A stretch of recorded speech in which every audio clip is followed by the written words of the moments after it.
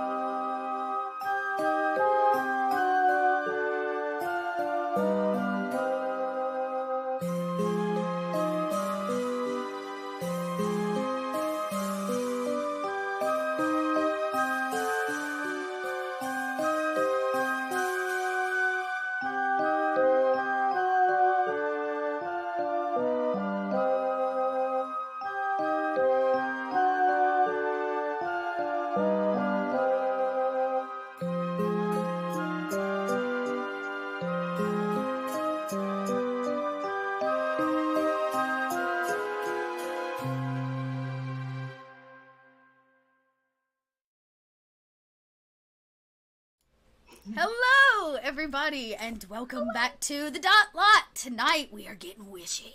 I'm excited. We're back for session 3 of Witch Girl Adventures, which I will talk to you a little bit more about, and we'll get deep into the story. But I want to one say that Kika's out tonight, so she won't be witchy with us, but she was witchy with me in a private witchy session. That is available to my Patreon supporters, so you can go do that for $2. You can join me on a monthly basis, become a bigger part of the Dot Kingdom, and more importantly, you gain access to cool stuff like private sessions with Kikas. So there you go, easy peasy. Now let's go around and meet the rest of the witches that are here tonight, because I have a feeling their adventure is going to get strange. Here we go. Let's actually start with Shauna. Hey, I'm Shauna, playing Cirrus. I am playing Jeshana, the protection and healing witch, who's also werewolf that loves broom sports. Yep, and I think today is, well, I think we're going to end up in PE at some point. I feel like that's our Tuesday class, so today may be the day. Oh, Tuesday. No! Oh, Tuesday PE! No! Oh, no! The real bane of our witch existence. I love it. We also have mentalism. And mentalism too. We could do those instead. I love it. She can Fantastic. pretend to work out. In my mind. Cool. Next up, we have Tiffany. Hello, I am Tiffany. I am RTS Cosplay Online, which stands for Rattle the Stars Cosplay. I also am a producer and GM and player for North by Northwest, which is the podcast I do with Dot. And I am here tonight playing Percy Rosewood. She is a cybermancy and elementalism witch. And she loves Instagram and plants and Instagramming plants. And, you know, all the most important things. Yes. Yeah, that's Percy. That is Percy, Instagramming your plants. Which, there's irony somewhere in there. If we dig hard enough, we could probably find it. Probably. I love it. Witch pun! Awesome. Moving right along, we are backwards here on my screen. How did that happen? You guys, my OBS, I don't know if you guys were watching in the countdown, but it, like, freaked out on me. I was like, oh god, please don't crash, please don't crash. And it came through, but it, like, scrolled through all of my full listing of everything I've ever done on OBS ever. And then it came back and everything was weird. So now I think we're right. Alright, we're gonna jump over to Gluttonous Geek. Hey, Catherine. Hey, my name's Catherine Barsonistas, also gluttonous_geek on Twitter.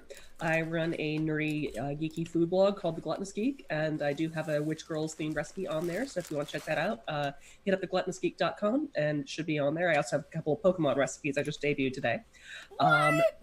Yeah, first gen Christini, or starters, so to speak. So yeah, that's gonna be. I just posted that like 30 minutes ago. Oh. Anyway, yeah, I play Loretta Maytree. She is a conjuration, a little bit of mentalism and divination witch, who was raised in an alternate world that was a 1950s and 60s sitcom. Like, basically every single 1950s, 60s sitcom you can think of, she was raised in that. So now that she's in the real world, she's just trying to figure out the true colors of her past.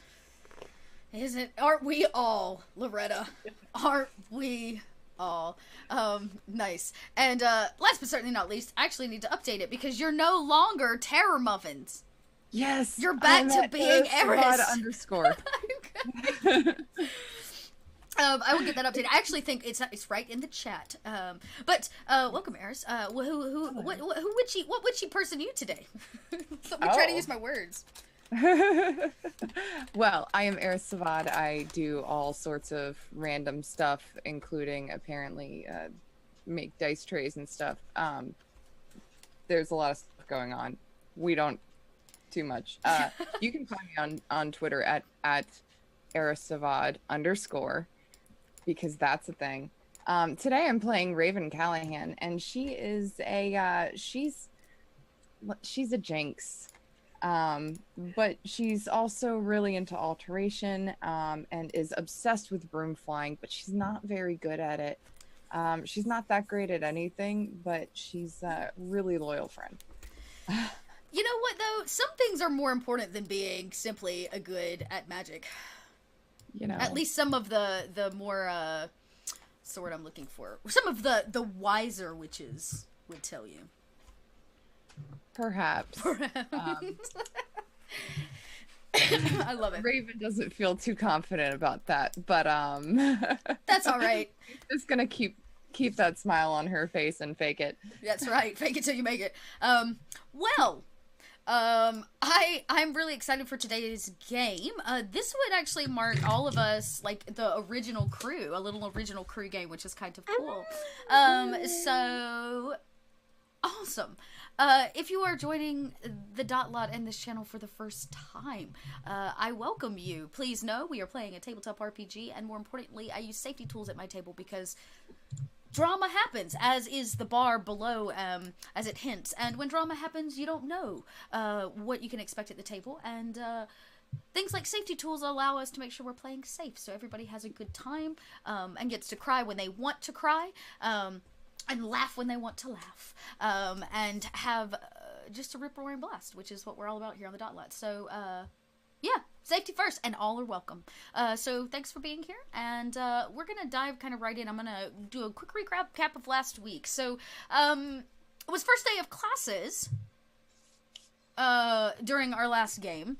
You guys found yourself in... actually, you know what? Do you guys remember? What was the teacher's name, your first teacher? We met Ursula Scrudge. I made notes. Scratch. Not the alteration teacher, apparently. Not the alteration teacher. So you were No. supposed to be an alteration. There was either an error or something odd that happened with scheduling. You're not entirely sure. So we did offensive magic. Correct. So she has replaced it on your schedule as offensive magic, which you guys took quite offense to. I must say, you guys were very wary of offensive magic. But you learned a couple fun things. Aurora Mist, before your day got really kicking, I guess the day before, she gifted you some really hideous vest. The hideous. The hideous, most Loretta will hideous vest. change that, dang it. And more importantly, she told you that you have to go apply to be Hex Scouts. So not only were you having to manage your school schedule, but you were going to have to go stand up in front of the Coven of 13. And make your pitch for why you deserve to start a Hex Scouts troop, which of course is your cover for the deeper reason, for a much deeper reason. But special instruction was given to Elizabeth, that afterwards she would be asked to stay behind to meet with a witch, one of the 13 that had direct interest in her powers in some way, shape, or form. Yeah. You guys did it. You showed what you got in front of everybody in that meeting room. Nailed it. You got your stamp of approval. You got your patches. You can officially wear your Hex Scouts patch that was given to you. And you returned to what was supposed to be after lunch on Monday. But when you arrive, you find that that's not necessarily the case. It's actually late Monday evening, midnight or later. And knowing that you have classes the next day and you already missed the latter half of Monday. Oops. You, the lot of you probably make the smart decision to head to bed. And when the bell rings on Tuesday morning, the expectation was that Elizabeth would be back, but her bed remains empty. She did not return last night. But the hustle and bustle begins in the hallway, as the first bell for breakfast and waking up has rung. Loretta conjures up some coffee. I and feel like sets, the morning looks the same as yesterday. and sets aside a little cloche-covered breakfast for Elizabeth because she's gonna be hungry when she gets back. So Oh, I think, cute. is she too Is she too young to have coffee, do you think? Maybe tea? Never. I'm sure that she'll probably get coffee if she wants it. I'll just put some under the clothes for here and some herbal tea as well. Okay. Right. What class do we have next? What do? Oh. Oh. What do we have? Percy has not memorized her schedule yet. Mentalism. Oh. The first class is mentalism. Is that my understanding? Yeah. I don't have it in front of me. This is why I gave you Yeah. guys the schedule. Yeah, it's mentalism. Okay, Yeah. great. Mentalism it is. And so you guys head off looking for your mentalism teacher, which is who I'm starting teaching. Who teaches mentalism? Who opened here? Oh. Okay. You guys come bounding into what can be considered a much more standard classroom. When you go to alchemy and herbalism, it feels like a chem lab. But this feels like desk in rows.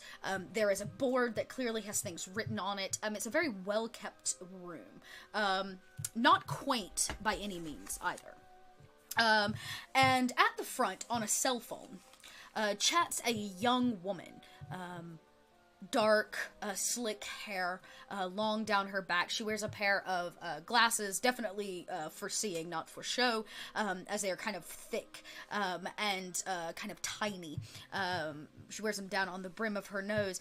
Stylish, in fact. She seems to have a mundane edge to her. Oh, thank God. Percy's here for this. You guys go in and find seating. The class fills. There's about 15 or 16 of you in here. She acts away even after the bell rings. And then, when she's done, she closes the cell phone with a little sass. Was she saying anything interesting? We would probably all be listening. Yeah, all of you sit there. She does not care. If it means anything. She could care less that you're all here watching her have this conversation. It seems to be somewhat personal. She talks with speed. And she says, "No, that is not what I asked for. What I asked for was a direct delivery to the front door." She seems to be arguing about something that didn't arrive, or a package of some kind. She hangs up, and she lets out a little bit of a grunt of frustration before she puts the pocket. She straightens her blouse, runs her hands over her skirt, as if the entire conversation she's wiping clean, and, Loretta thinks that is about to conjure an apple for, the new teacher, but then thinks better of it and conjures up the apple latte and just kind of slides it to the new professor and then walks over to her class. she gets up from behind her seat, like I said, brushing the frustration away, and she has a very, stiff posture about her, and as she talks to all of you, never breaking eye contact, she simply scoops the latte up, like magnetized to her hand, as she, lifts it in approval, to say the least, and she sips on her latte, and she says, I'm Constance Connie Lee. Welcome to mentalism. Thank you. She kind of stares at all of you, and she says, "Well, what is it that you know about mentalism?" Loretta is gonna conjure up a plate of cookies and then kind of raise her eyebrow and see if she can levitate it towards her. Okay. So, Yeah, make that roll. The latte was easy. The levitation, that makes it a little harder. well, she already passed it to her. So, levitation, one. Jack, I have to do math. While this is happening, Percy just kind of sits back in her chair and doesn't quite slouch because she's too much a good student to slouch, but she tries to make herself a little smaller. Like, she does not do mentalism. Yeah, a small plate of cookies kind of appears, and you're able to kind of move it her direction. She slides her hand under it with ease, kind of paralleling the latte in her hand. She's appreciative, though now she's like, well, now I can't teach because I have cookies in a long time. And so she kind of spins around and places the cookies on her desk, as if to save them probably for later. And she says, okay, so conjuring, yes. Mentalism. Like, what do you know? She kind of leans on her desk. Even guesses are better than not answering. It uses your mind. All in your head? Telepathy? She does not laugh. I laugh because that was really cute. She takes each one of your answers in with a direct eye contact, and she says, yes, it is your mind. Yes, telepathy is one form of mentalism. Yes, yes, yes, but it is more than that. What is it then? What do you say sets you apart from a mundane? Magic. Yes, but where does your magic come from, Percy? Me? Your mind. the Your color on the- mind. Oh. Mundanes Yeah. can punch things. Witches and mortals can punch things. Everything that we do that is different comes from our mind. We must understand it and respect it. And when we can understand our own mind and control it, then we can do the same of others and other things. Does that make sense? I think so. When you maintain control of your mind, you can elevate your thoughts to do things such as levitate a plate of cookies. Yes? But if you can levitate a plate of cookies with your mind, can you not then say levitate a car? Or a building? I haven't tried that yet. Well, I hope not. You may strain yourself. That is very difficult. But we will get there, Loretta. Your spunk. So it's like a workout for your brain? Yes! A workout, yes. A workout for your brain. She looks like she's very fashionable and kind of a fashionista. She doesn't look like she's worked out in her life. Not that she's overweight by any means, but she just has a naturally, slight frame. She's very thin. And she says, so, okay. If we can levitate things with our mind, telepathy also, yes, is mentalism. What else?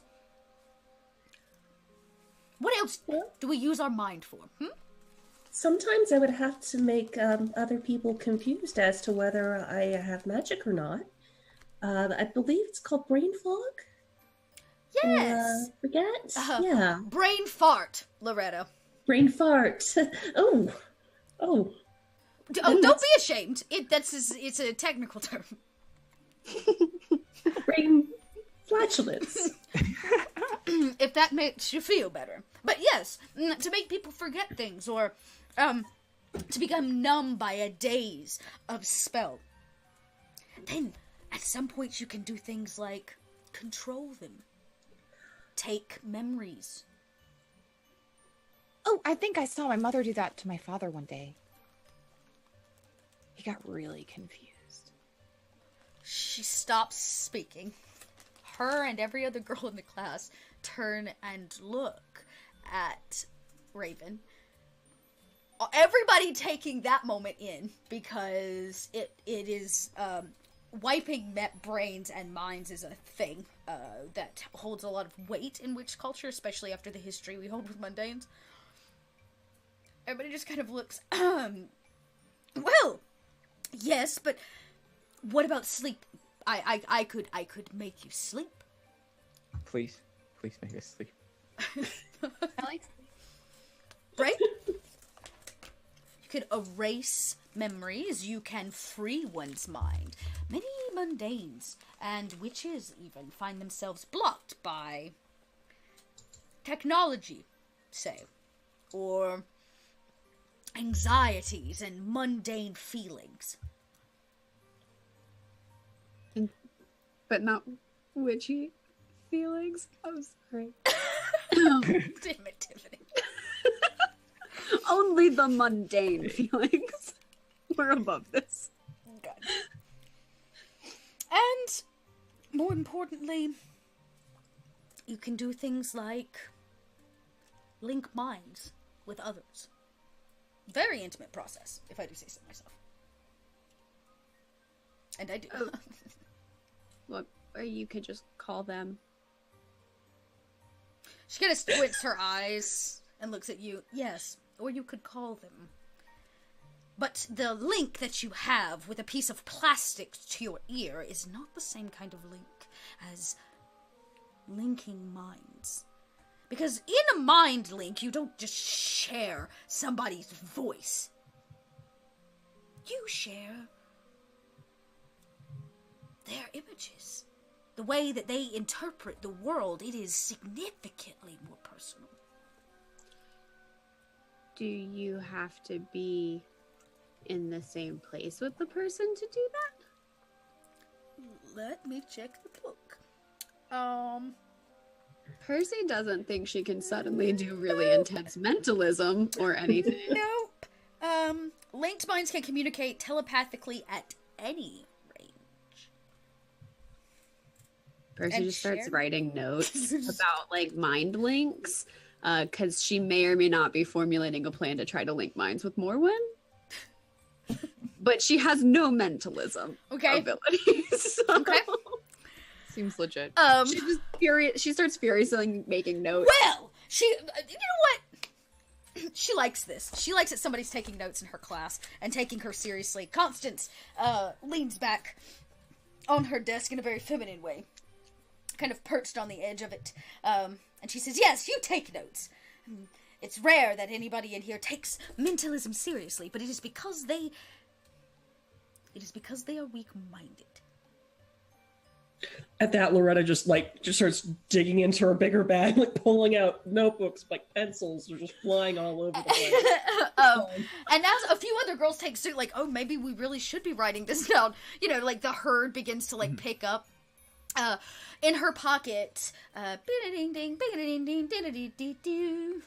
I don't know why it's the old ring. Diddly-doo-diddly-doo. Well, you said she closed it furiously. I It's did. clearly a flip I phone. did.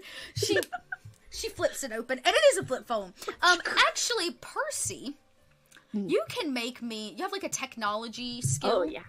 Oh, yeah. Yeah, roll that up. Because she flips this flip phone out, and you go to make fun of it. But then you're like, wait a second, that's not like a razor. Like, that's not just any old flip phone from the 2000s. This ain't no This ain't- Nokia Gold Bar. I feel old. That was my first phone. I love it. Do you want computer use? Yeah, I'll take that for now. And it's kind of an identify. You're trying to see if you can identify the technology or something about it. But go ahead. Don't That's take that. probably my my Let's closest do that. skill to that.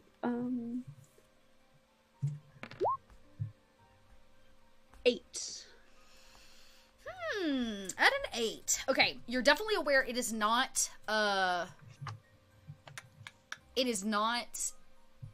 normal cell phone. This is not a mundane cell phone, as much as flip phones usually are. Mm-hmm. It is very magical, enchanted probably, because it's an item, though you're unsure of exactly what it does. You can't quite identify, like, all of the specifics about it. Yeah, that would probably take more of like a Cyberman. But you do know that, because witch to witch, she uses her cell phone as her wand. It says right here in the... Ooh. She also uses So- her cell phone as her wand. So Percy kind of like, at the ringtone, she like looks up and her eyes kind of like zoom in on the cell phone. And while it looks like a really old model, she's kind of like staring at it for a moment, and it just kind of clicks with her movements and how she treats it. She's like, Yep. That's one. That's one. Yeah. Yep. I got this. And she kind of picks it up and she's like, no, that is not what I asked for. What I said was to deliver it. And she kind of walks away from the class and out into the hallway to have her cell phone conversation. She might be done with class. But she doesn't seem interested in teaching anymore. Did we just get duped into another fake class? I'm not sure. Does the Does the 15 minutes with no teacher you can leave rule apply if the teacher left early? I don't know. I think. Ooh, ooh, ooh. Is this real? How early did she leave? I mean, if it's maybe the last 5 minutes of class, we might be able to go. Well, I mean, it clearly sounds like Postmates has fucked up bad. Post who? Oh, it's like a service that like delivers for you. Oh, like magic? No, like the postal service, but Oh, right. not the postal service. Postman. But why didn't you just say so? It's really just a guy in his car. Yeah, it's like less impressive. That sounds really sketchy. It is. Actually, it's pretty sketchy, but you know, people like convenient things. Well, That's why we have magic. Right. yeah. So everyone in on leaving? Leaving early? I'm just. Yeah, let's go. You in? You in? All right. Yes. Actually, hold on. How Oh. far did she go? Somebody can sneak over to the door and find out. Or if you have a spell where you can like see something, or Can I hear? ooh, can you hear? Yeah. Yeah, you have like an advanced hearing. Yeah, you take a second, you tune everything out, and your ear kind of tunes in to the to where she's at. She has gone, like as soon as you come out, there's a like left hand turn around the kind of corner into a corridor. She's like gone around the corner. Like I said, she's deep into this conversation. She will not be back anytime soon. All right, she's going. She's far away. Let's go. then. If Yeah, we need let's totally go. I'm pretty sure if we need to brush up on the think all we have to do is watch Star Wars a few times and think that's all we have to do. Star Wars is basically mentalism. Yeah, we're good. Oh, so which one should we watch? Is it the one with the weird little bat-eared creature, or the one with? Actually, yes, the bat-eared creature. Yeah. That one. Oh, right. Let's go. Go quickly. Engage. You hear your 4 sets of feet go out, and as you guys leave, there's a 5th set that follows behind you. Another girl, you've seen her before, in fact, in our very first game we ever played. She was in the classroom. This kind of punk is the only way I can say it. She wears her hair in these two kind of frizzy pigtail bobs. These little like front tufts hang down. She's dyed them a different color, blue on the ends. She wears fingerless gloves. She never wears her uniform except for the pleated skirt. On top of it, she wears a army like button up, short sleeved. She's got it like rolled. Her combat boots squeak against the marble floor behind you when she sees you guys leaving, and she's not far behind. She has no reason to stay. You should probably be a little bit quieter before you get caught out of class. I like your hair. Her face does not move. It just like turns and stares. I'll never be able to do it because I'm such a goof. She turns and like stares at all of you. Not with a mean glare either, just like a completely uncaring glare. And she's like, yeah, okay. She like hangs a hard right. Actually, she hangs a left and goes around the corner towards the teacher. You hear her squeak past. Let's go a little faster before the teacher sees her. Yeah. Yeah, and we skedaddle. Where are we going? You guys just played. You just ditched class. Where are you going? Yeah, I have no idea. Yeah, this was. Well, I okay. was kind of thinking that this would be a good idea to take some time to figure out what exactly we're gonna try to do with our Hex Scout thing. Yeah. Okay. Well, so next we have PE. So why don't we go hang out outside near where we'll have to do that? And then it's like we look like we're ahead of things and not like ditching class. Exactly. Yeah, Yeah. our teacher was obviously not interested in teaching us, so we're just waiting for our next class now. Yeah. But, you know what, Percy? You are so smart. Loretta's just going along with the crowd. She does not know any better at this point. Okay, making great guts. Just Oh, delinquency starting off. Oh, We're those girls your mom warned you about. Causing you to ditch class. she just told me not to kiss boys. Oh, shoot. You know, that's somewhat. Only ladies. Yeah, don't kiss boys, just ladies. You heard it here first. So you all kind of basically you ditch class and you go out on the grounds in this strange parallel to where we started. Loretta, you have this nostalgic feel walking with the ladies as they walk you literally down the lawn towards the stadium where we started this whole adventure. You guys manage through PE. Some of you struggle. That's me. You make it to lunch, and your next class, and your next class. And Tuesday passes. Normally. You don't get picked on. You're not even a younger classman anymore. In second year. Things are kinda smooth. Kind of smooth. Didn't get called into the principal's office? You for haven't skipping been called class? into the principal's office in 24 hours? Woohoo! Record. Wednesday comes and goes. Normal classes. One thing to another. But Elizabeth hasn't returned. She is still gone. Loretta, the food you left for her has not been touched.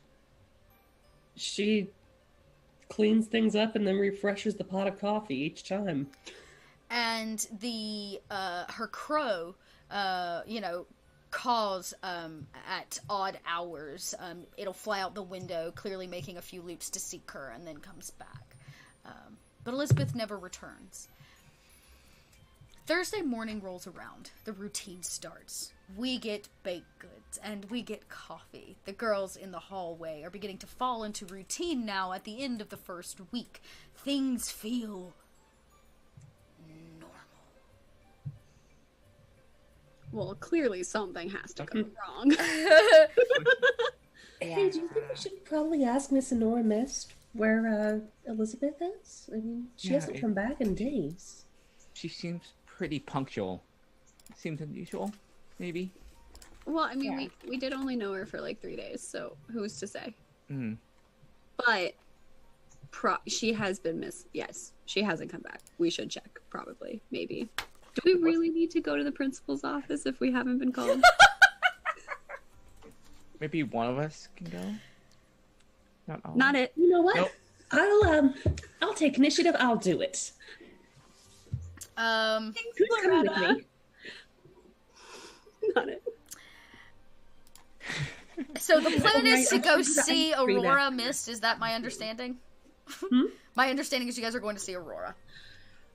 Well, No, No, not Loretta. all of us. Loretta is going, and just by default, because she didn't do the finger on the nose fast enough. Great. Well, neither did I. So I'm. I guess I'm going to see the principal too. No. Okay. So Loretta has no idea what that means. It's just Raven and Percy in the background giving just looks like, ha ha. So you leave the girls and try to make it to it is the morning. During breakfast, you kind of pit her over to her office. The wooden doors that usually stand open with the view of her chair and chaise and fireplace are closed today. Outside of the door leans none other than Ashley. She fiddles with she fiddles with like a clipboard. She looks up and she's like, "Hey." Good morning. Is Miss Nor Mist available? No. Are you her secretary? No, I told you I'm... Oh, no, yeah, I am kind of her secretary. Oh, right. Can we set up an appointment to speak with her as soon as possible? We seem to be missing our roommate. We haven't seen her in a few days. Elizabeth? She didn't. The new girl? She didn't go out to the grove, did she? The girl kind of leans in and, with seriousness, hugging the kind of clipboard to her chest. The grove? Why would she No, be okay, there? no, okay, it's fine, it's fine. Nothing, it's fine. What's in the grove? It's just a grove. You should Oh. just not really go out there for some time. It's fine. You know what? You should really talk to Miss Aurora Mist about this. And she like brushes her hair behind her ear in nervousness, and you see for the first time that her ears come to a point. That she doesn't seem to just be human. And then she like brushes it back down again as if to hide it. She's like, I cannot concentrate with you talking to me. And she like storms like off. Click, click, click, click, click. And she over her shoulder, she goes, she's not here. Huh? She just yells over her shoulder, she's not here. Go away. Loretta's very confused. What just happened? And what's this about the grove? That seems very suspicious, don't you think? You're on your own. Yeah, you're all by yourself. They didn't follow you. Where did they go? You look down as if you were talking to Mr. Whiskers, and he did not follow. Even Mr. Whiskers didn't follow me. So you stand by yourself. You go back and are able to report to the girls after you realize that you really did do this on your own. And and She feels a new level of confidence. Even Mr. Whiskers was like, it's been 4 days. We're not going to the principal's office. yeah. So you come back and report the news that Miss Aurora Mist has not or is not in at the moment. Though where she is a mystery to you. And Ashley kept on saying something about not being in the grove. I didn't even ask about that. We have a grove? Do we I know what the know. grove is? That you guys have never been down there before, but yeah, there is one. If you kind of, let's see. It's not actually the reason is because it's not actually part of Willow Mist. It's not kind of like a technical town. property. Yeah, it's part of the town that Willow Mist sits inside of. Okay. Yeah. Oh, wait, no. Does she mean like the grove in the town? Like that's part of the town? maybe. Oh. I think Billy said that he would want to take me there sometime, but we never actually made the time. Ooh. Ooh. Yeah. So you and Billy in the grove. He went back to school. Oh. Yeah. We still Oh. write. I mean, but I don't know. It seemed very suspicious. Why would she say that? Of all places. Maybe she's trying to lure you there. It's a trick. She's trying to prank us. Yeah. Oh. Should we act on that? We could prank the pranker. Ooh, yes, we should go there, be waiting for a prank, Mm. and then we could be like, ha, we knew you were planning that the whole time. Yes, because it's not a prank unless we know, right? All right. We don't So know. pranking. So should we get? Oh goodness. And like Loretta just Oh, starts conjuring up I got random this. things like whoopee cushions and like just old fashioned prank items. The can of Alright, nuts. girls, I remember something like doing this in school. Back when I was back in my old school. Pick your weapon. Percy grabs the can of nuts. You guys are now suited with what are basically tchotchke gag gifts. Like fake vomit or fake poop. There's like the fake plastic poop. Yes. It's and black and white. it's black and white, yeah. And Oh. The gum, when you pull it out, it shocks you. Tiffany's so The tickled by last this one idea. So, Oh god. Totally like the idea of us in a grove of trees, just like waiting Yeah. for the old pranks. Hey, you want some nuts? Just holding like a whoopee cushion. just like- Oh, and there's one of those the handshakers, the like little shockers, the like the hand buzzer. So you guys suit up, getting ready. Is the plan to go out? I'll tell you this: there is no technical grove. The only grove that you know of is connected to the creek. It's where all the high schoolers go to make out. What? What? Make out point. Yeah, it's like a makeout point, but it's a grove in our story. And there's this grove near the creek here in town, and that's the only one that you can rightfully like connect, possibly what she's talking about.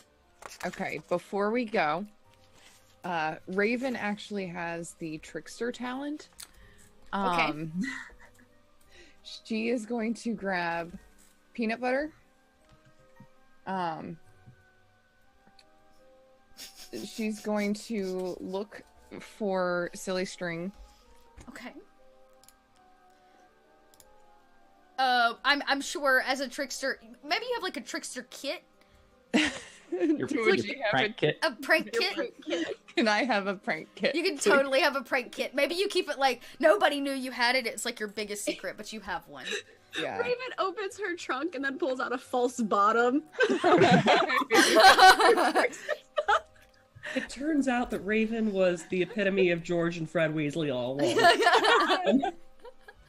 Yeah, basically. So she pulls out peanut butter silly string. She grabs some cording because she's not sure what to expect. So she's just gonna grab a bunch of completely random shit and think of something. So she's pulling out all this stuff and just like looking at it like, nah. Like you see just random bouncy balls and I was gonna say it like bouncy ball like yeah. on the floor. All sorts of random. You guys now are suited with a fair share of prankstery items between the private secret kit and the conjuring. I would say that you're tricked out, and and you guys go down. Or is the plan to walk down there? Yes. Okay. We're gonna stroll like we're nonchalant. And whispering and giggling every few seconds, probably. Yeah. Because Yeah. we're terrible at keeping secrets. Yeah, you can't keep a straight face. No. We are the worst. So you guys snickered. Raven's actually good at this. Except for Raven. Yeah. Raven's in the zone. She is thinking of all the different ways she could use everything that she had to get back at anybody who's there. So We're you, such great Hex Scouts. you all wander down towards you're gonna have to leave Wilhelmus property, and you guys are trying to be incognito. Not that it really matters because it is Thursday morning and everybody else is in class, so the grounds are empty. Except for the groundskeeper, Mo. Mo is this kind of crotchety, gray-haired man. He constantly wears a scowl on his face, as if either squinting from the sun or just permanent grump. You're not really sure. And he also keeps the interior, so he's also the janitor. And he tends an area, kind of like clipping away at some bushes, like a hedge. And he's just kind of like muttering to himself under his breath.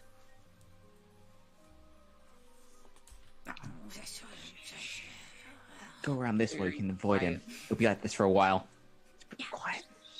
Starting to have its stupid bushes always growing back. And he's like, clip, clip, clip. Wait. Did he say growing back? Yes, do you think you could?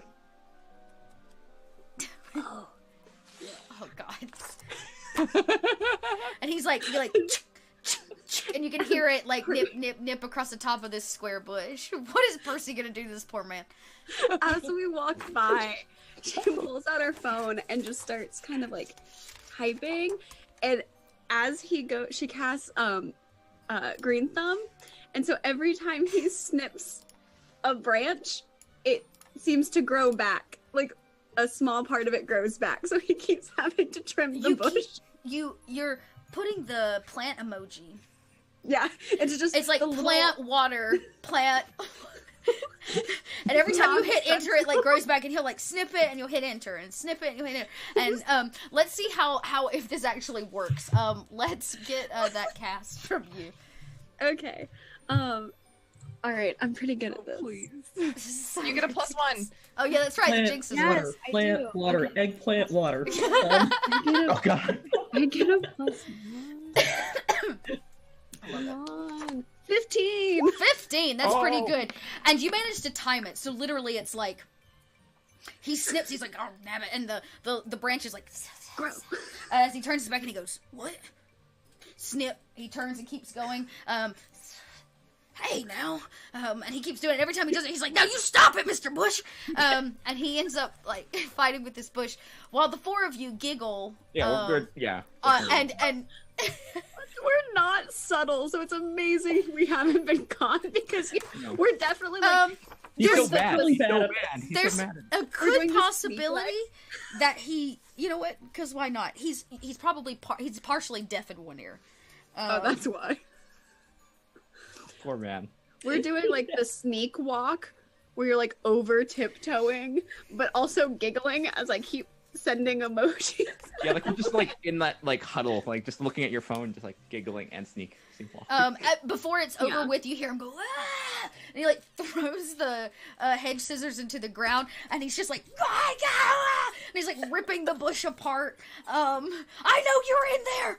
I know it. And he's like digging in the bush looking for sneaky pranks 3 witches, which he doesn't find. No, we're gone to the ground. And you guys like and laugh and like sneak off across the line. You exit actually out the back side of Willow Mist, and go around the back side of the stables, where class is clearly going on. A few of the girls are in equestrian. They're riding and jumping over things and prancing of horses. And you guys hang a hard right, and it takes you around the back of the stadium where nobody really ever goes. You see the caretaker's house, Mo's house. It is almost a mile out from the main building. It's quite a ways off on the campus grounds. But it directly connects to the lake, which, and all of the water and basically woods here between this and town. Who knows where this place is? If it's near like the creek, we walked into town with Loretta and saw the signs, so we would have a kind of idea. Okay, so you guys kind of follow, I guess, really the sound of the running water when you find the creek, thinking it'll probably eventually lead you to the grove. And it does. It's not difficult to see. The creek kind of comes to a stopping point. I wouldn't even call it a pond. Creeks just run down and run dry. And it runs to the end of a small embankment, and that embankment dips down into an open space, which you can rightfully assume is the grove. It's full of trees, and there is a large fallen tree, log that's left of one that over time has been carved by the sheer butts of people sitting on it and making out. It's like it has these natural grooves that have built over time from people sitting on it and laying on it and using it as a makeout bench. Are you... I guess it doesn't matter, because as soon as you kind of walk up on the grove, you hear the sound of somebody scream. A girl. Percy's going to run towards them to help. You guys come to the edge of the embankment, and are able to hop down. It's about 3 feet or so. It's definitely no little skip. But when you drop down, your eyes pick up that, a girl, probably older. Well, no, you guys are 15? She's probably 16 or 17. She trips over the log as she no, and she's backing away from something in front of her. This kind of ethereal black mist, that has form. And then you blink and you're not sure that it does, as it creeps up on her, and it begins to kind of reaches out, and the mist begins to surround her, and you watch as her essence, her internal spirit, begins to drain from her body. It's absorbing it. No. So, if we want to go into initiative, we can. I'm guessing that's what you guys are about to tell me. I think we're definitely going to help. Yeah, we're gonna help. Okay. Yeah. Girl. Yeah, it's very difficult to see this thing. Like I said, it doesn't really have form or shape. It has manifest in some way. Alright, let's get those rolls in. I believe initiative is in Witch Girls based on Ooh, I have to think through this. Reflex, maybe? Yes, thank you. I knew it was like, it's like a flat thing, so whatever your reflex is, I put you in order by your reflex. Percy's reflex is 7. Okay. 13. Ooh. That's not the one I wanted. Jess. 9 and 10. Okay, so in order, so it'll be Jess, Raven. No, I'm sorry. Jess, Loretta, Raven, and Percy. Okay. As you guys basically bolt into action. Now, you guys, this grove is kind of circular. It's just a clearing of trees. The ground is very lush and green. There are a few roots and things from the surrounding trees, but overall, it's a pretty clear place, except for the makeout log that this girl has tripped over. She does wear a Willow Mist uniform. I will also note that she's not just some random chick. So Jess, it has. Okay. It will go right before Percy. Okay. It has things. Okay, let's do it. It has a 9. What would you like to do, Jess? Alright, so Jess has absolutely no idea what this thing is, but she knows she has to protect the student. So what she's going to do is she's going to take out her wand and then just get within, like, kind of just run up in between her and the creature and just, like, snarl and then cast Dome on the girl. Oh, okay. Is that like a protection? Mm-hmm. Cool. Okay. Tell me what Dome actually does, and then make the roll, and let's see. Let's see. Sweeping through. Here we go. So let's get that rolled up. So that would be your magic die. Mm-hmm. Plus whatever kind of magic it is, plus casting. Plus cast. Okay, so whatever magic. That's... Um. So we take the rank. Is it? Yeah, the rank, correct. And Okay. what kind of magic ed rank is it? Yeah, it's protection. So protection, and protection. casting is 7 plus. Okay. Cool. Yeah. You know, I'll post that in.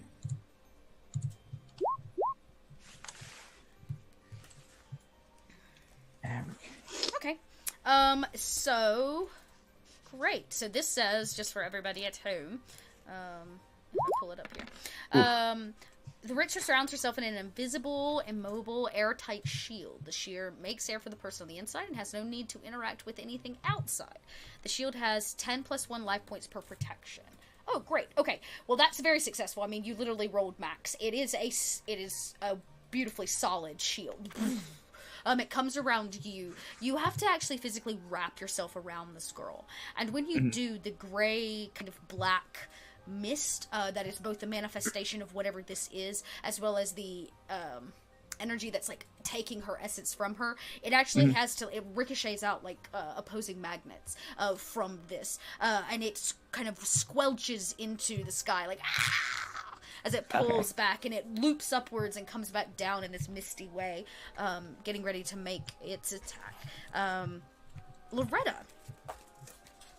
Let's see. She's going to cast. I guess no powers. It's divination, page 39 of the main book and 51 PDF. Okay. Where it's tells the witch casting the basic special powers. If any of target information is basic and fall directly into the witch's mind, things like it flies and it can breathe acid are instantly known. So you're just trying to detect what it is. Is that the? Did I get that right? Pretty much, yeah. Yeah. Okay. Let's make sure you don't completely fail. Go ahead and roll, and let's see how well you identify it. Okay. So. Yeah. Bloop,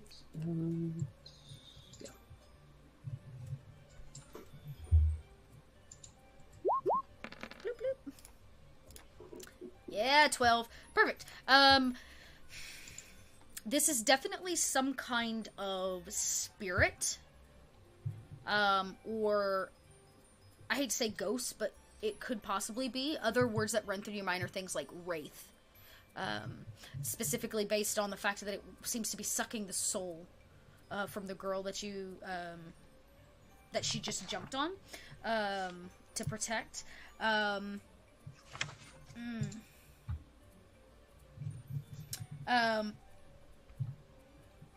If wraiths, because they are technically undead, they are immune to 2 kinds of magic: necromancy and mentalism. Okay. These things are kind of running through your mind literally as if a like magic encyclopedia is just kind of dumping it on you. The good news is, other than soul sucking, they can't do any harm in wraith form. I relay the information as best I could, or quickly as I could, to the others.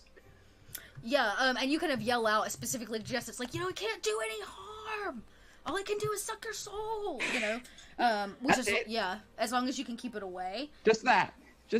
It just eats souls, not really anything much about anything No else. biggie. Some basic cryptozoology, because technically you bypass having to roll cryptozoology. You know that they can't physically see living things. All they can see is a soul. They cannot see our physical form, so all they see are our souls like food. They are rare. And because they have to be created, it is illegal for necromancers to create wraiths because of what they are. And you'll notice, Loretta, very quickly that there are no birds here. There are no crickets chirping. There's not a frog in the grass. Well, that's terrifying. Because all animals can actually see wraiths in their true form. And animals will get the F out of Dodge, basically. Raven! Oh no, I have no idea what to do about this thing. I'm just gonna cast charm on myself, which is a rank 1. What is this? Alteration, I believe. No, this is, what is it? It does not say. What is it? I'm so sorry. Charm, or not charm. Yeah, charm. Charm is the. It's on page 48 or 36 of the original. Oh, okay. 36. Okay. The target of the spell gains a bit of luck. If her next roll fails, she can re-roll it. Cool.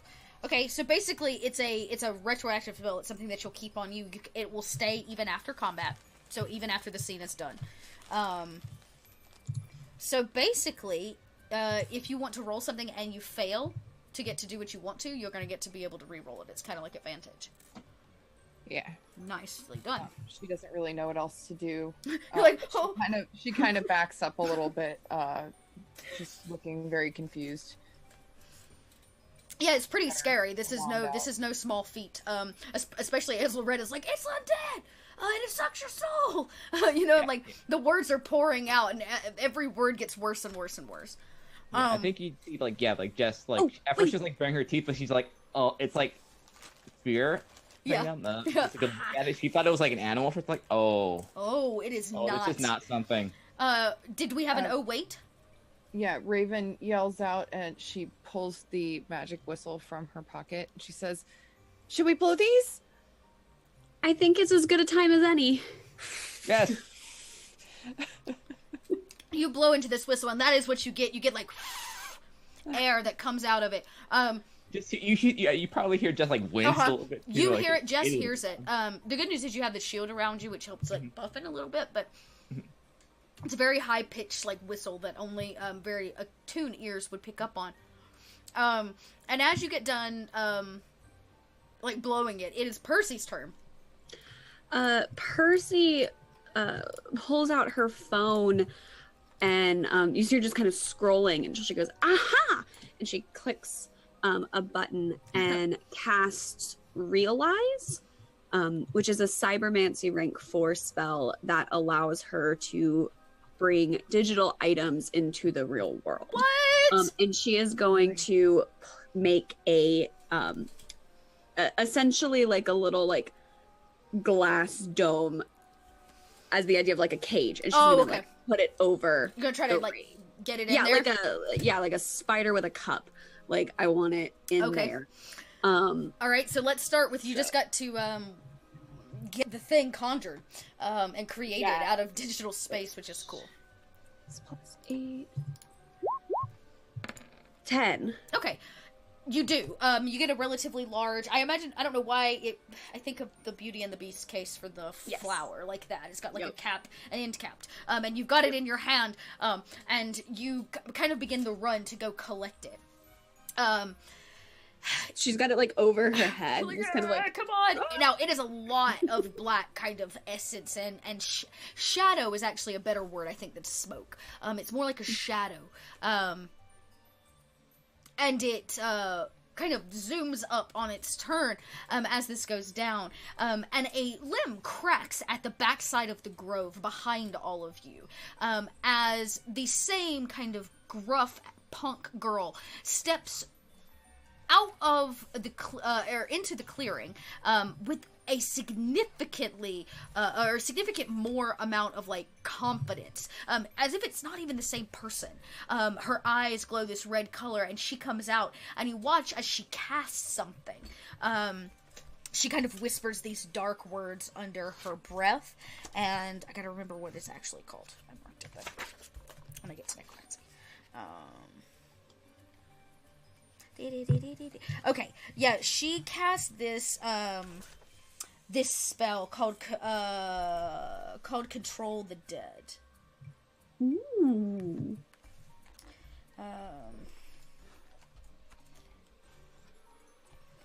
All right, she's gonna give this a go. Technically, it should be immune to necromancy, but it is meant to actually control the dead, so it is kind of a pass on that. Alright, so here we go. She's going to get a lot of things for this, because this is her jam. Yeah. Yes. And then her...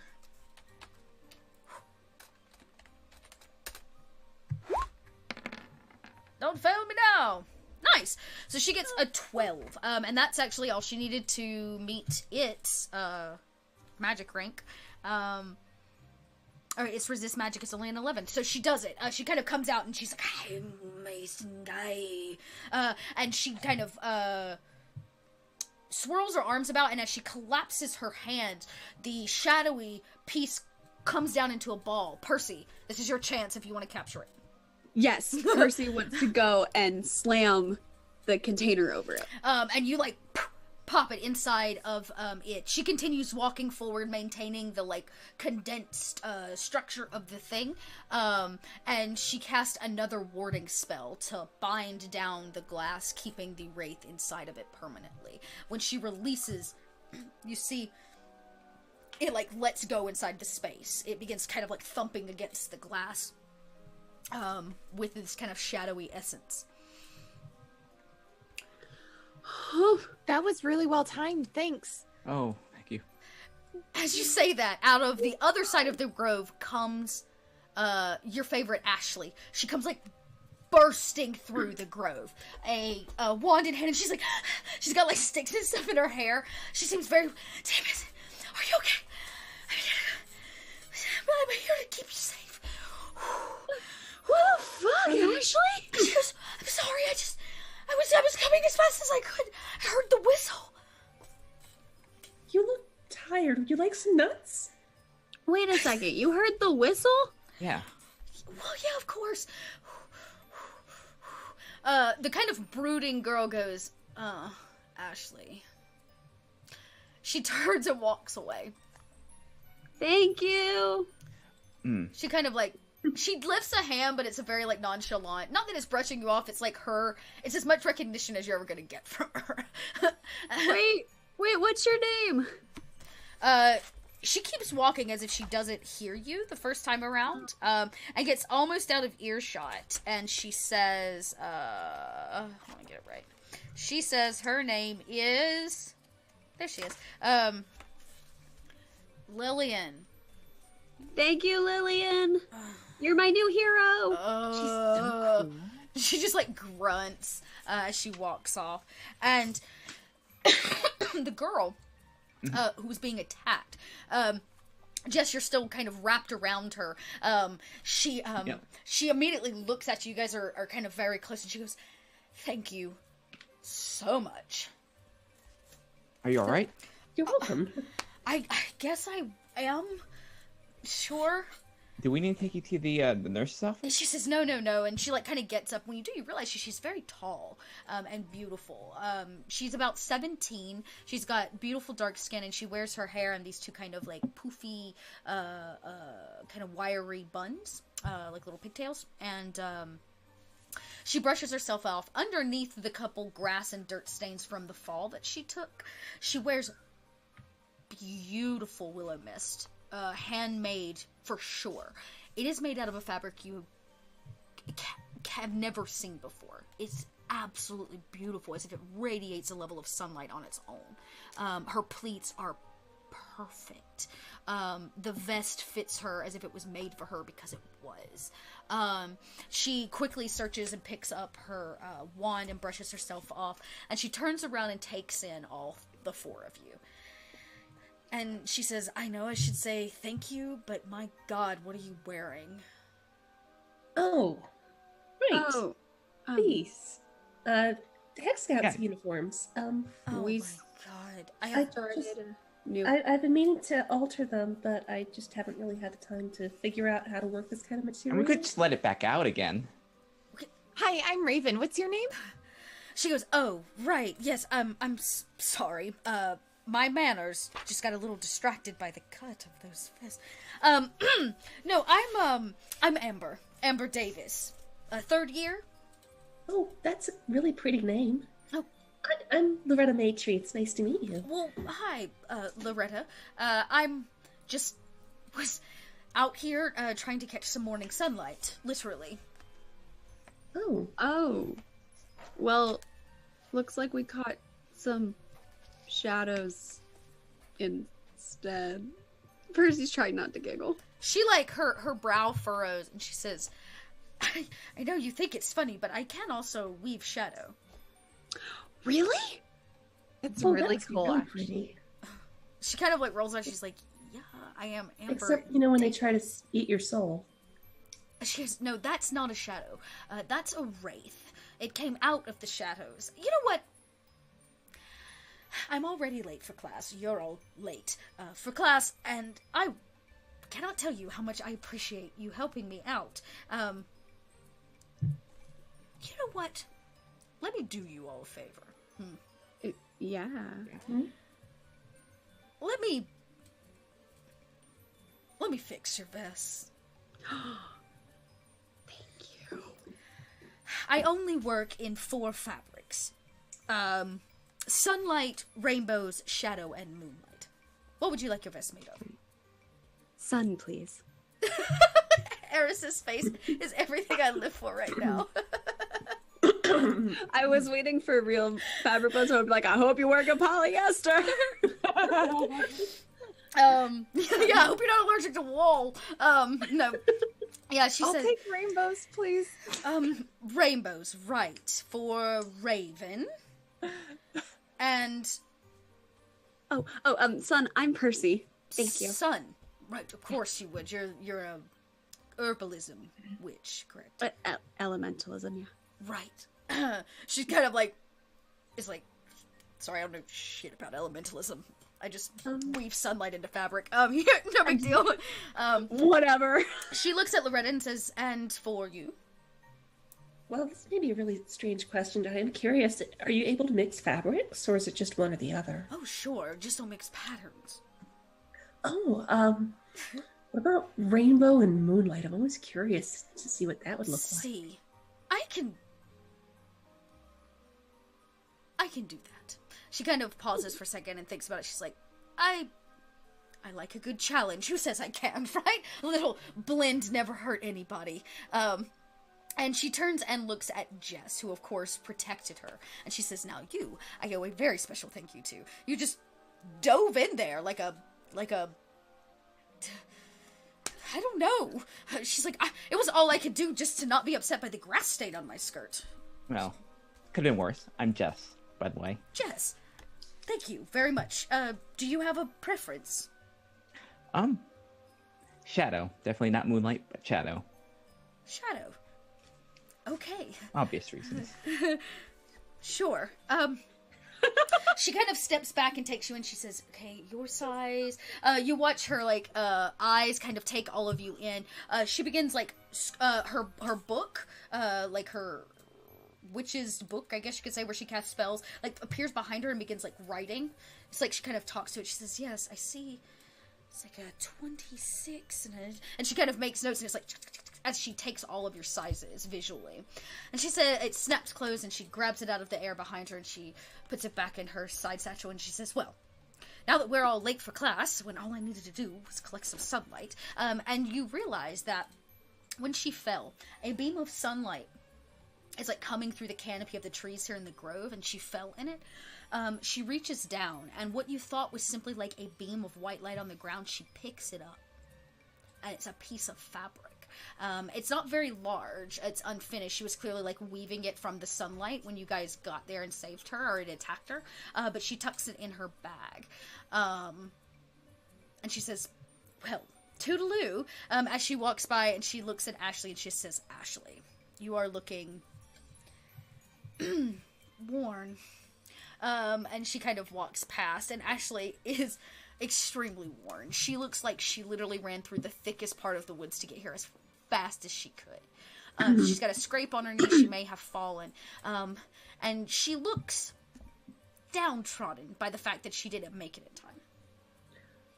Percy's gonna walk over to Ashley, and she's gonna, does Ashley have any cuts or anything? Like, did she get, like did the trees, like... Yeah, there's, like, a out? couple scrapes across her Okay. face, and she kind of is like, Miss Ormus is gonna be so mad at me. Percy's gonna walk over and put her, like, hand on Ashley's shoulder and cast Band-Aid to Aw. help with that. So She kind of turned. Yeah, I was about to say, yeah, go ahead and cast it. Let's see how. It's not, like, Wait, terrible. Before you damage. do that, let's sanitize her. Well, it's kind of part of... It's like a healing. Yeah, so that's a 9. I love that, Raven. Let's see. Okay, that's not too bad. You kind of come over. The one on her face heals. She turns. She goes, "Is it better?" And you see she's been crying, and her black mascara is like running, which doesn't really make a difference if the scratch is there. She looks. She's all raccoon-eyed. Yeah, it's great. You know what would make you feel better? How about some nuts? Percy pulls out the can of mixed nuts and hands it to Ashley. Nuts. Yeah, just like a cashew or two. To lift your I love spirits. cashews. And she pops the lid on it. Does it like come out? Yes! It goes wow! As this like confetti and this piece of like accordion folded paper like boing out of the can right in her face. It like boops her in the nose. And she like and she drops it and she's like and she starts like crying. Percy is cracking up, and she definitely takes some photos for Instagram of like the sad empty nuts can on the ground. She like God. She like hits her knees and she's kind of crying. You can hear her crying and she's like, I'm never gonna be a fairy godmother. Wait, no. So, okay, so Raven sees her crying and she instantly feels bad. Oh no. So she's like, hey, I'm sorry, and she pulls out an actual clean, like, cloth to Aw. her, like, give her basically a napkin. And Loretta Like, conjures up a I'm sorry. carafe of water and Aw. donut with sprinkles. She kind of wipes her nose. She definitely takes it from you and kind of, blows it. Thanks for coming so quickly. I didn't realize it was you that was coming. I have something to tell you all. She kind of says through those like staggered breaths of the way high school girls cry. Okay. I'm not Sorora Miss Assistant.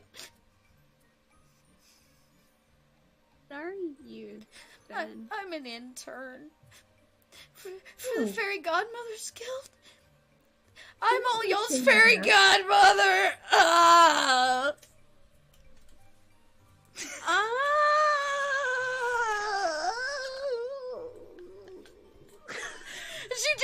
She just weeps into the ground. And she's just there. I think we're all just standing there with our mouths open, like.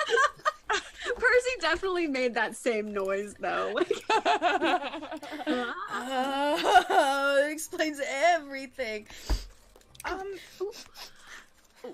Well, Why do we have a fairy godmother? Everybody has one.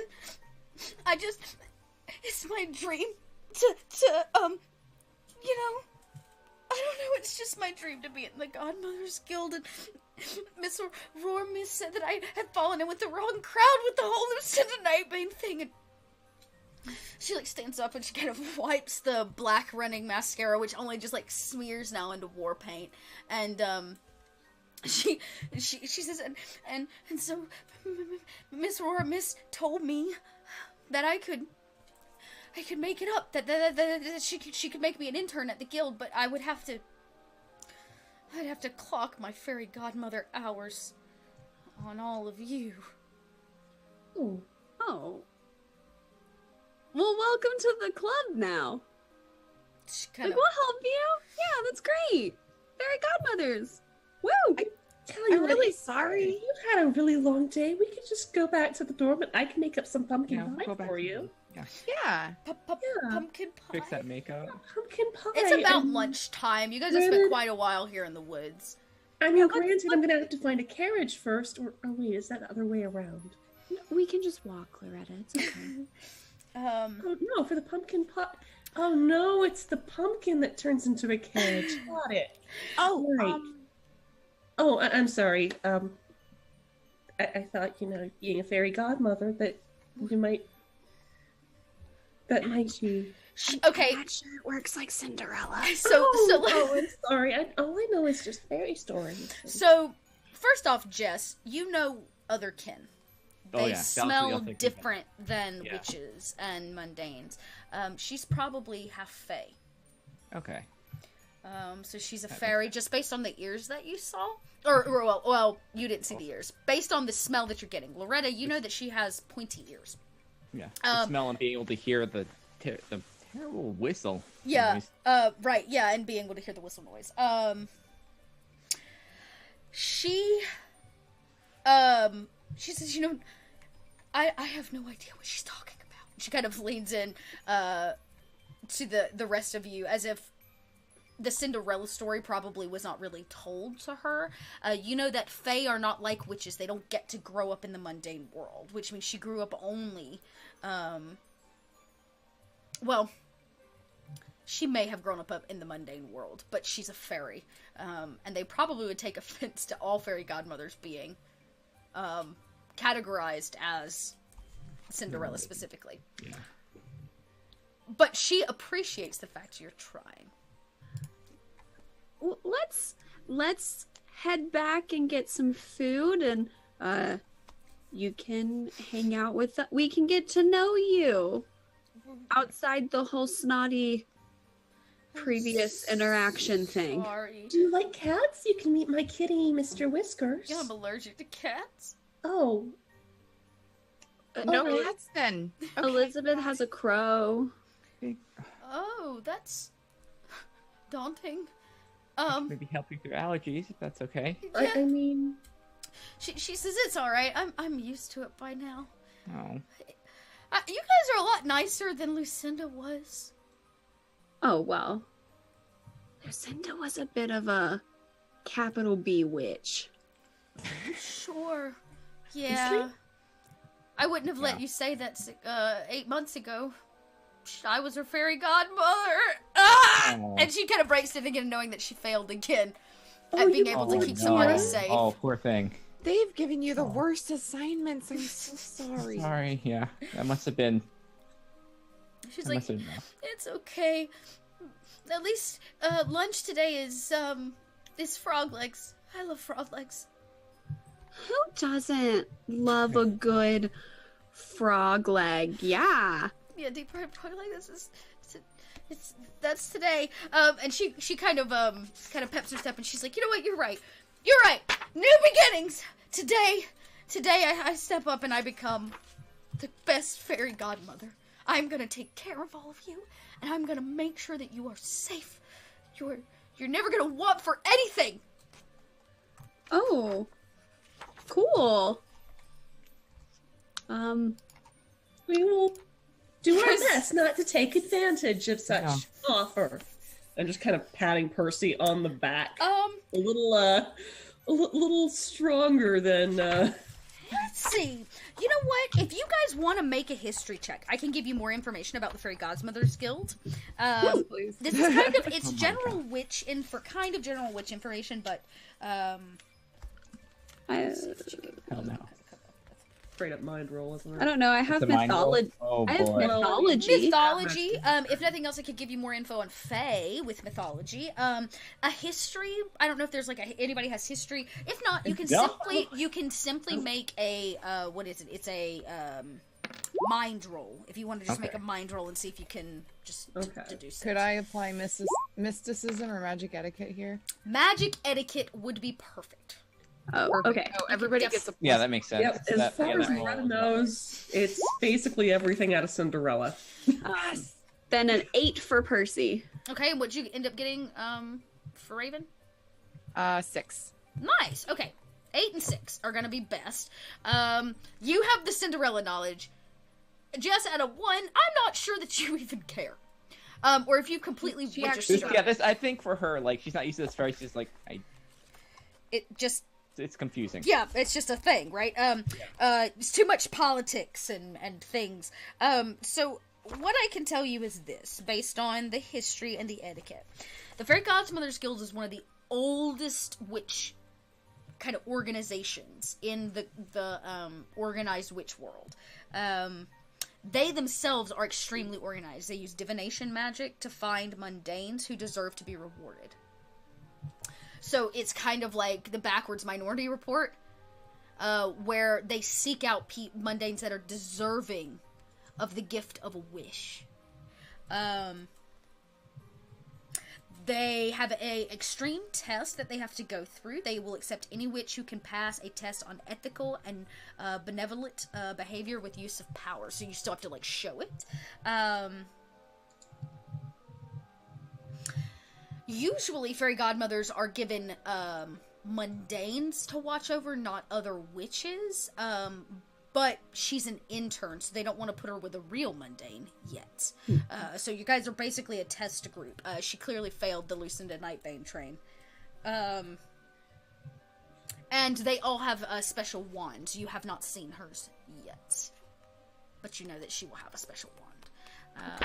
That's part of it. Now, in terms of her being Fae, Fae are one of the more magical creatures. She doesn't look like a pure Fae. She definitely looks like she is a half Fae, though you don't know that story in its entirety, but one of her parents would be mundane, probably. Okay. There's anything else about really Fae that you need to know? Not particular. Their ears usually give them away, which hers definitely does. Like I said, she's not considered high Fae or purebred Fae, so she only gets some of the things, but she does radiate this energy, this presence of kind of pure and natural light, which most would think it's just that she's super clean and her hair is very blonde, but when you know that she's a Fae, you realize that it's actually something she's kind of imbued with, this just general essence she gives off. And she allows you guys to take her to lunch, which she desperately needed. So, you guys head back to the main hall. Lunch is in fact served. There is frog legs on the menu. That was not a lie. And you guys move right along kind of through your day. She seems to cheer up. She does tell you guys that She does tell you that she was supposed to, like, when she told Loretta to stay away from the grove or to not go down there and asked about it, it was the truth because Aurora Mist was off-site and there had already been a sighting of the Wraith once before. Oh. There's a possibility that Amber didn't know that. So she was actually trying to keep you guys away actively, but Well, you guys thought she was trying to prank you, which is very humorous. I I think mean, it's good for Amber, I guess. Yeah, it's good. It was great for Amber because she was about to be a little soulless Amber. But lunch passes, your afternoon kind of goes through, and you guys end up in mid-afternoon in time and space. Elizabeth still has not returned. I thought she would really want to come to Yeah, this is her class. You'd be thinking. Well, she won't be too good at this class. Might Should be. actually say where Elizabeth was? Because you think if she was our fairy godmother, she might know where we were. is Ashley would be in our year, right? Is she not in the classes with No, us? she is not in the classes Oh, with you. She okay. is. Or was she a year ahead? So you guys thought she was a student. She was here to keep Lucinda Nightbane. She's an intern. She is not in so witch she's school. not a student. Okay. Yeah, Okay. she is here. Okay. Yeah, she is here for a very specific purpose. She is training TA. to be a godmother. Yeah, exactly. I She's a feel teacher. like she was trying to avoid the question again. Well, maybe we should find out about what happened to Elizabeth. Yeah, because It's been quite a few days, and she seemed really booky. Like she would really want to be in class. Huh. Maybe after this class, we should see if Miss Aurora Mist is back. You guys can skip. I think music is the last class of the day. Is that Oh, correct? Percy loves music. I was gonna say that's Loretta like the loves one music. class that Ravens. It's the only class we like. Okay, well, it would be with a teacher you've already met. You met her yesterday morning in necromancy. Ebeline Leroux is your. Time She's and basically a voodoo priestess, a high priestess, and she teaches necromancy, curses, and music. Oh, totally goes together. I believe it. Yep. yeah. And beware of her curses are in the form of music. Ooh, that'd be hard to shake. Oh. So she's a heavy metal singer. Got it. Yeah. Right. So yeah, you would know that's who you'd have that class with at the end of the day if you guys wanted to go to that. But you guys end up in time and space. You kind of sit here whispering about. This is a class you've not had before, and this is also a room you've not been in. It is barren, except for chairs along the exterior of the wall. It feels kind of like a theater class. The center space is empty, for what you're unsure. There is no desk. There is a podium. It is made of some kind of clear material. You can see it. It's transparent straight through it. And most of the class settles. You see some familiar faces that you have seen in a couple of your other classes that have similar schedules. But in walks a very thin, kind of tall woman. You can assume with, she wears like black pants, like kind of black capris, black loafers, a black turtleneck. Her hair is extremely short, kind of a bowl cut short, and she wears a pair of thin, kind of pointy glasses, sunglasses specifically, that cover her eyes. That's about it. She kind of looks like a beatnik. Oh, I think I've seen this movie before. This is the Fortress of Solitude, right? She stops and kind of thinks about that. She crosses over to the clear podium and stands there and says, I am Hagatha Cross. I am your time and space teacher. She kind of looks around. We are missing one. Yes. And kind of takes roll. You see her kind of write it in a book. And she says... Excuse absence. I just whisper. Yeah. Like, no.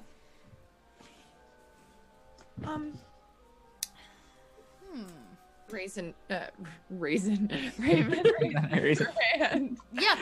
She says, Raven. which is not normal. Our roommate Elizabeth hasn't come back in a few days. We were wondering if maybe you happen to know, since you know you're good at time and space. She's good at time and space. She I kind of figure she might want to practice in here. she kind of coughs. She says, "Oh, your sister is a time and space user? Yes. Yes. Interesting. Well, I hope she does show up for class then." And she kind of, you know, the glasses, these dark glasses, like slide down, and you see her eyes, these kind of beady shark eyes. Oh. I'm gonna have all of you make a. You can make a mind or a sense check, whichever is better for you. This is basically a memory check. I'm trying to think of skills if there's anything in particular. If you do have witch etiquette or witch politics, I would take either one of those as well. You can add to this. I'm just trying to make sure that there's nothing else. My roll 20 crashed on me. I'm having some browser issue. That's okay. So I'm just gonna roll dice here. That's perfect. Yeah, you just give me the number. That is perfect. That was not good. That was a 2. Okay. Plus 1. So 2. Okay. You guys, the only person that has any you guys get a plus 1 too. Oh, that's right. You all get a plus 1. Well, then definitely the only person is going to be Jess. Jess, it takes you a second. It takes her actually fully in conversation with them before you pick up on it. You've seen this person. She was at the council meeting. She's one of the Coven of 13. Oh. She's set up there. I'll just whisper to whoever's next. She's part of the 13. She was at the Scouts trial thing. What is that, Jess? Nope, not. Just talking about our missing friend. Hopefully she comes back. Missing. You keep using this word missing. Well, she's missing to us. She probably knows exactly where she is. She says, "Everyone stand." And you know, the girls around are like, "Okay, all right." They get up out of their seats. There were seats. Yeah, there were Yeah, like they chairs were- lining the outside of Okay. the wall, kind of like theater class. All right. And she says, "Step into the circle. Stop being so afraid." Who here practices time and space magic? What do we know about time and space magic? You can make a room bigger. This is one very practical use for such things. I'm going to assume, based upon your excitement, your dorm room now fits more than 5. It looked kind of wibbly wobbly. Yes. Says time is that and then some. What is the difference between time and space? One you measure with a clock, and the other you measure with a ruler. She's not had any kind of physics class whatsoever back She in kind the of she laughs and she says, "True, but both of them you cannot touch. You cannot hold it. You cannot manifest it. Time and space are manipulated, ladies. It is something that is already there. Multiple, infinite timelines, and therefore multiple infinite space in between. Time and space is about how you use these two things together to manipulate the world and things around you. Shall we try? Would you like to? Percy looks a little uncomfortable. Raven looks very uncomfortable, but Yep. she's Yeah. like, This is like, oh no. Loretta All of you is seem nervous. curious, but not really. Just all these different thoughts are flashing in her head of, what can I use with this? Oh, this seems really weird and overwhelming. She says, "Okay, Percy, you Yes. love that the wand thing." She kind of references the cell phone Oh, as if it's yes. an alien being. The program is coded, correct? It is a digital mathematical formula, any kind of algorithm from the app that I guess you use to tell you the time in the morning to the email that you sent, correct? Through the interweb. Correct, yes. Time is also a mathematical algorithm. It too can be manipulated, just the way that you manipulate code. It's about understanding the mathematical breakdown. Because one slip, a decimal place in the wrong point, a number out of order, you could assure that the asteroid never landed here and killed off the dinosaurs. You could assure that presidents don't get assassinated. Or you can assure that Hitler never kills himself. Small things can have large repercussions when you mess with time and space. So, we're going to start small. Bigger on the inside is a very simple spell, making rooms larger or smaller, but since all of you seem like you know that one, and it is familiar to you, we'll try something different. Yes. Ooh. She goes over to the podium. She conjures a portal, a small one, just large enough for her hand, and she reaches and she pulls out from it a box of pencils. She walks over to each of the chairs, boop, boop, boop, boop, and puts a pencil in each of the chairs you were all sitting in. She says, come, line up in front of a chair, about 15 feet, between each one. You are going to manipulate the space between you and this pencil. You are, in fact, going to shorten it. Create a shortcut through time and space to get there faster. Some witches can cut time and space up to 500%. Crossing them into galaxies that would take lifetimes. For now, I simply want you to cut the 15 feet down to 5. So that you can simply bend over and pick up that pencil. How you choose to do this, well, that is what we call your witch's style. So, shortcut. This is the spell we will try and we will learn. For those of you that have no prior knowledge of time and space magic, now's the time for a little prayer to the goddess. Everybody can roll a magic die. Plus casting. You are attempting to cast a spell. +1. +1. If you have mathematics, you can add that to this. Can I utilize... So as a coder, it allows me to... basically, once for every rank of computer skills I have, access the code, which will give me a +1 to any roll. Can I do that for this as well? Since she explained it in a coding sense. She did kind of explain it that way. You would need to have knowledge of time and space. So here's what I'm actually going to allow you to do. I'm going to allow you to use your cell phone to research the concepts behind physics of time. Cool. So if you gain that knowledge to understand how the actual, equation basically of time, and you do that well enough, then you can apply a +1. So it's not so much about knowing the technology as how to use the technology to find the information you need. Right. Yeah, so let's do that. All right, and for the rest of you, let's get those rolls. So I got a maximum roll of 9. what? That's great. Nice. Okay, perfect. Okay, so Shauna, Jess just rolled a 9. Is that correct? Okay. Catherine rolled a 9. Okay. So Loretta rolled a 9. Loretta rolled a 9.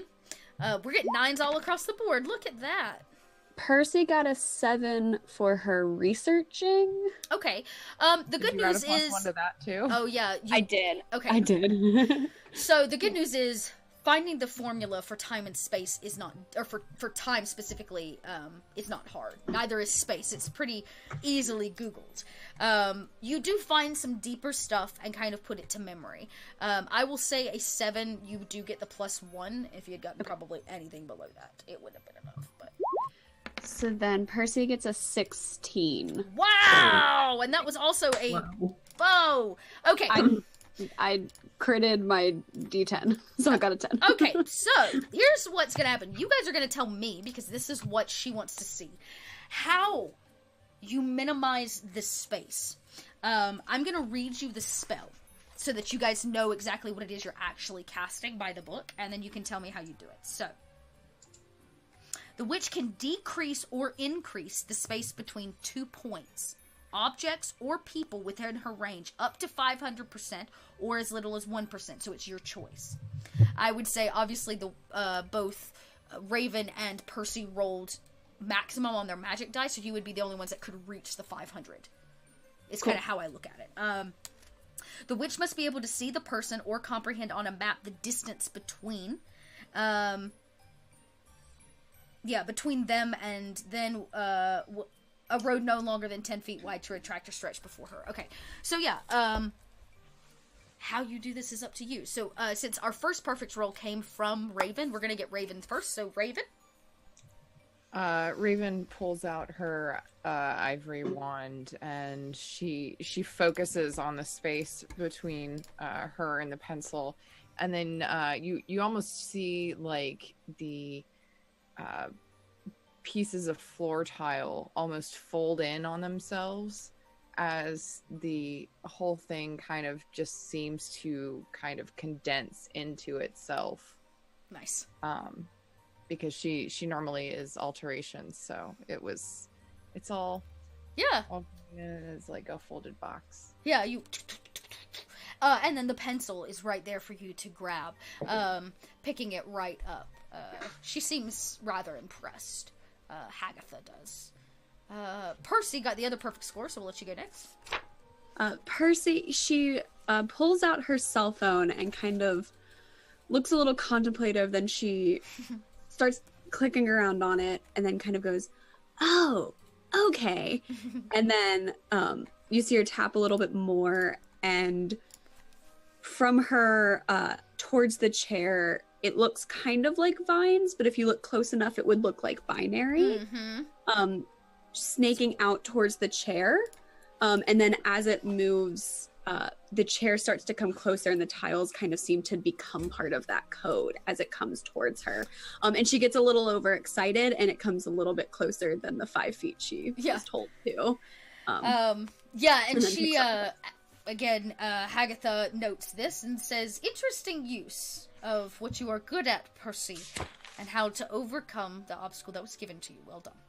Thank you. What about Jess and Loretta?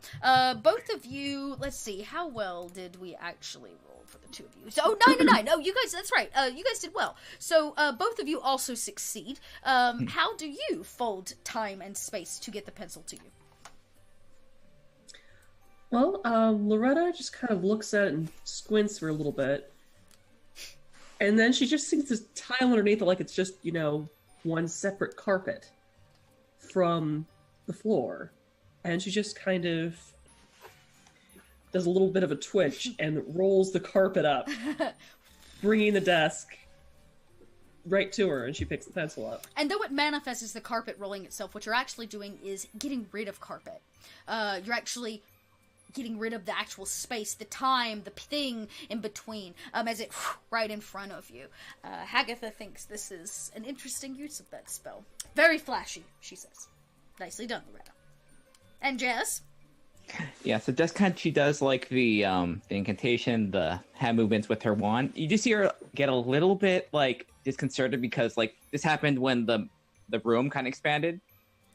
The other senses kind of like go a little like strange when that happens. It's like it kind of like you can just kind of feel it like, so it's a little disconcerting for her. She just kind of like looks at it a little bit. She does that that thing where like you like squish someone's head a little bit. Yeah, like, the perception. Kind of like, and she's like, oh, ooh. Yeah, when you peer through, you pinch it with your finger, and when you do, Yeah. it's there. Yeah. And Hagatha says, "Nicely done, Jess.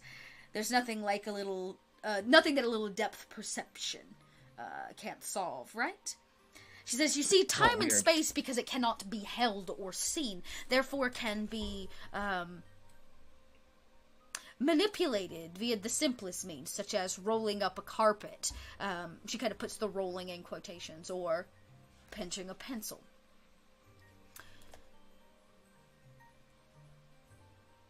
Because there are infinite amounts of time and space, it is going to be difficult as you move forward, and for many of you to understand it entirely. Some things are already written. Some things we cannot change. And sometimes the things that we change have grand repercussions and ripple like a stone plopped into a pond. It affects everything around it, from the reeds growing out of it to the fish beneath it. Sometimes it is simple, and then sometimes it rocks the boat. When we begin to mess with time, understanding how far something should be taken is important. It is a ethical battle.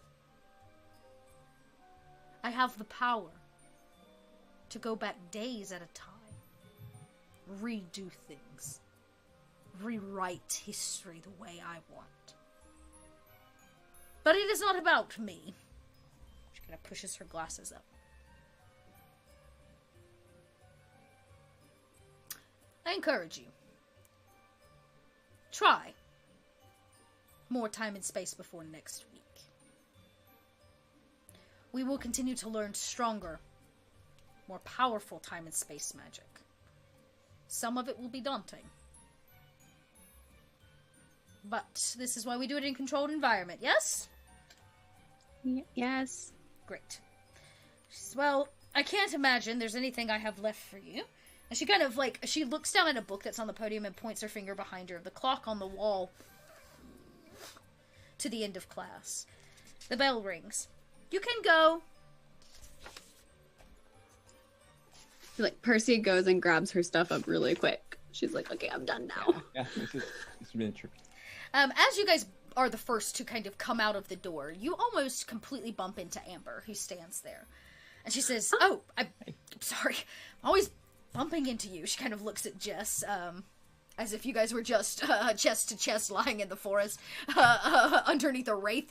And she says, I don't mean to pry, but there is a fifth one of you, correct? Oh, Yes. Elizabeth. Should does she have a bad vest? A very Yes, bad vest. does. I have a feeling she might like moonlight. Ooh, yeah. I think so. Moonlight. You took the words right out of my mouth. As for size, I guess I'll just have to go by instinct. She's I mean, she's a little smaller than us, and all of them kind of hold their hand up, but I feel like all of them are varying height. Yeah, and none of them are probably right. She goes, Yeah. I got it. And she kind of giggles as she walks off. And she says, I'll be back or something when I'm ready. She's already got on a different outfit than before. Now she wears a Willow Mist outfit. The kind of what would be vest and skirt, but it's actually a single dress. It's like a drop waist. The pleats are smaller. It has this kind of vibe of like a 1920s drop waist dress. But it still buttons up the top with the vest. It's very stylish and clearly, again, handmade. Yeah. Are you going to music? Percy and Raven, I feel like, are really into going to music Or class. that's what I want to go Yeah. to. Okay. do. Yeah, you guys head off to music class. There stands your vibrant and saucy teacher, Ebony Larue. She keeps her hair bound back in this very kind of vibrant piece of fabric that matches these just extravagant shawls that she wears. Her classroom is draped with odd things. dried and shrunken skulls, odd limbs that have been mummified. The air doesn't smell of death, but of mothballs, old. And there's a small, like, whiff of swamp water somewhere.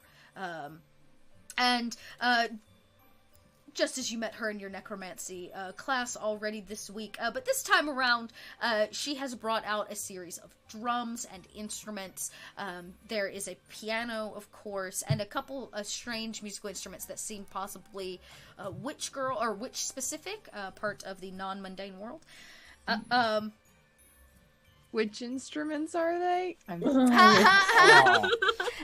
she leads a very fun class. It's basically an open circle. She's a lot less serious than she was in necromancy, which she was absolutely terrifying. She kind of talks like a snake.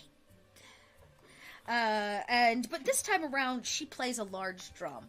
There is dancing and there is singing, and it is celebration. And at the end of the class, before you have completed the 4th day here, she says, "Remember, girls, music, it speaks to your soul. The same soul that is connected both to this life and the next. The same soul that holds a curse. Music is a language in itself. I suggest you use it for celebration." She says, "Go. Next week we will study music theory in the witch world." And she kind of, her hand raises. You realize there's a snake coiled around it, like just like a small like, viper or something. You don't even know where it came from. It's just there now, and she says, "Go. I am bored." And she kind of turns in this like wispy way and walks off. She's my new favorite teacher. Yeah, you guys, absolutely. Raven says, "You know, she's really creepy, but I really like her." I'm a little scared that if we don't come to her class, we're getting cursed. Can't But it tell. also makes me want to go to her class. Is that a curse? Is that a curse? Compel. Is that... Should compel us to go to class? I can't tell. I'm not sure. She But I did like it. say something about it was the same soul that was cursed. You know, necromancy, cursing, music. She said music is the language, even if you're no longer, I guess, alive. And Loretta just kind of stays quiet and just sort of, you can see like thoughts just sort of ruminating in her head. And Thursday is done. And as you guys begin to walk back towards whatever it is you do, it's only 3 o'clock. Dinner's not quite, it's not time for dinner yet. You Can we can go. check the office again? Yes, you guys scudder Yeah. up to Miss Aurora Mist's office. Mhm. Her door stands open. She stands there chatting with Elizabeth. Oh, Oh, there you are, silly. And We've been looking all over the place for you. And Miss Aurora Mist turns and looks at you and she says, "I told you they would come." And that is where we will end today's episode because it is time. And obviously we don't have Elizabeth with us, Kika. So, yeah, we'll have to see. If you want to know what Elizabeth has been up to, you can by joining the Patreon, starting as low as $2 a month and going up from there. All kinds of different tiers, all kinds of stuff. The Patreon supporters gain access to things like behind the scenes videos, first look at art, and more importantly, you should know that every dollar goes right back into this channel. My Patreon has made this game completely happen, both from the artwork to all of the goods and all of the stuff. So please know that when you support the channel, you're just supporting an open community where we get to tell stories. Sometimes silly, sometimes drama-filled, sometimes everything in between. So I really appreciate it, and I do hope that you will take a moment to support in any way that you can, which also includes hitting the follow button or the subscribe button up above so we can just keep this channel churning. And you don't miss when we go live, because you get a little notification. So let's go around. You guys tell us who you are, where we can find you online, and we will be back next week at the same witchy time on the same witchy channel. And let's go backwards. We're gonna start with Eris. Hi, I'm Eris Savad. I played Raven today, and I absolutely loved her. I love this group of people so much. How everybody plays off of each other. I normally make dice trays and bags and all sorts of cool nerdy accessories. I also started getting into like mandala making. That's my new thing. And, What? so I put some stuff. I put some stuff on my TeePublic today, and that was fun. I'm also gonna be doing some coloring pages because that's fun. Anyways, yeah, you can find all the random stuff I do on erissavad.com or follow me on Twitter at erissavad_. Right now, I'm actually, once I hit 1,500 followers, Drop the Dice giving out a bag that I made and sent him. And when if I hit 4,000 followers on Twitter, I am giving away a raised obsidian set of level up dice, as well as a custom tray. And Lee at Shimmer Wind Isle is custom painting a WizKids dragon. What? So get in on that. That's one prize. You get obsidian dice, a custom dragon, and a custom dice tray. Nice. Wow. Well. Yeah. Well, before Twitter kicked me off, I had around 3,600 followers, and I was gearing up for a 4,000 follower giveaway. So we're doing it. Do it. However long it takes. It's just gonna happen. Well, the good news is, so you'll right? see the screen is not right. I just dropped into chat a quick link to all the ladies. That does have Eris's new Twitter, so you can click straight through from the chat. For those of you that are going to be watching the VOD afterwards, it is Eris Savad with that underscore. Don't forget that little underscore at the end. And go, let's get her back on track, because, yeah. What's up, Twitter? Awesome. Next we have, Gluttonous Geek. My name's Catherine Barsonistis. I run the Gluttonous Geek. I was playing Loretta tonight. Gluttonous Geek is a nerdy, geeky food blog where I basically do edible English papers. That's probably the best way to describe it.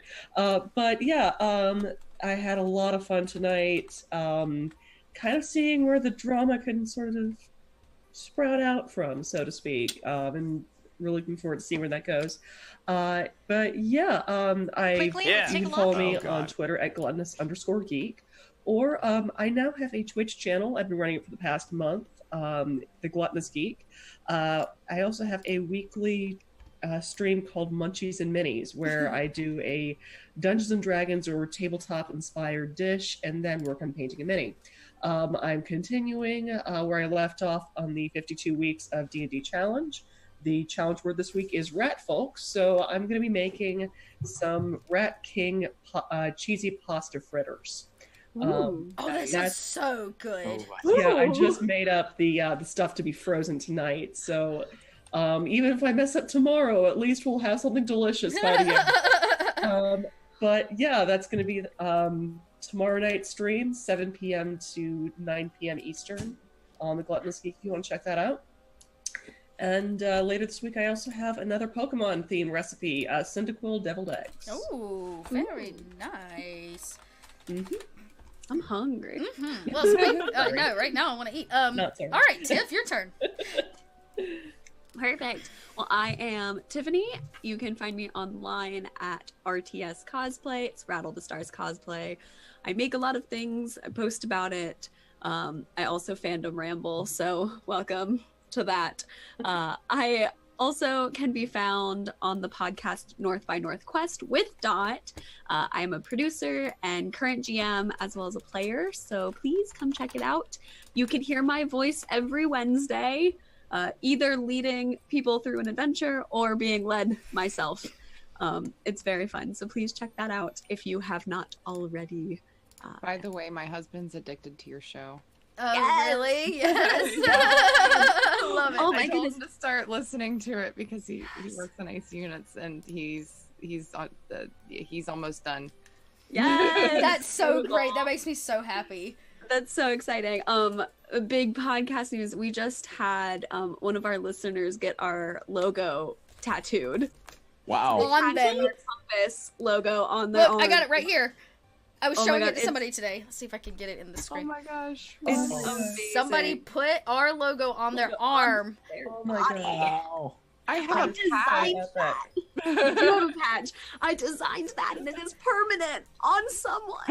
I feel like that's like a graphic designer dream, right? To be like, my art has been tattooed on a Yeah, that's a. Yeah. Good feeling. Very cool. So please check us out. People tattoo us on their body. Endorsement. Oh, and speaking of art, I'll tell you this: all the art that you saw, the beautiful witch girl art, just the Elizabeth up here, was done by our very own Shauna. Who, and it's your turn now to tell us about you. But I always like to say that, like, Oh, thanks. just beautiful I artwork. I pointed the wrong way. You're Like I always like. No, wrong one. Yeah. But yeah, Sean Nakasone, playing Cirrus on Twitter. I post art and have a bunch of like nerdy things around. I finally have a pinned tweet for all my games, which it's a bunch. I get to play a bunch of new systems. I get to play Cypher. Nice. And I figured out that I have a system where my characters become more trash fires as the week goes on. So it's maximum trash fire Sunday, deal back to good people on. We start at the top and we work our way down. Yeah. Very nice. And yeah, they try and get more Witch Girl stuff. Like the program I use finally put an animation thing, so maybe in the future you'll see some Ooh, witch girl Percy, stuff. Instagram pictures. I love it Or so video. much. I love it so much. Okay. Well, gang, I am Dot. You can find me online at little_red_dot. If you don't already, there are some links down below, but just to make it easy for you, I'll drop a little social link right there. In addition, I highly encourage you to come check out my Discord. We've got a nice little community over there, and that is all thanks to you guys, not to me. I literally just set it up. You guys keep the chat going. There's always such incredibly awesome and fun things that you're chatting about. Not always tabletop either, so if you just need a good community, come on over and check that out. You are invited. In addition, I want to remind everybody we'll be back here next Tuesday. You can catch me Thursday night over on Unmade Gaming's channel, who we're about to raid, by the way, playing in a Cypher system campaign. And we'll be back this Sunday for the Owl of Lycia, the second game of Marcy's beautifully written kind of high fantasy Cypher system campaign that we're doing. I'm in love with it.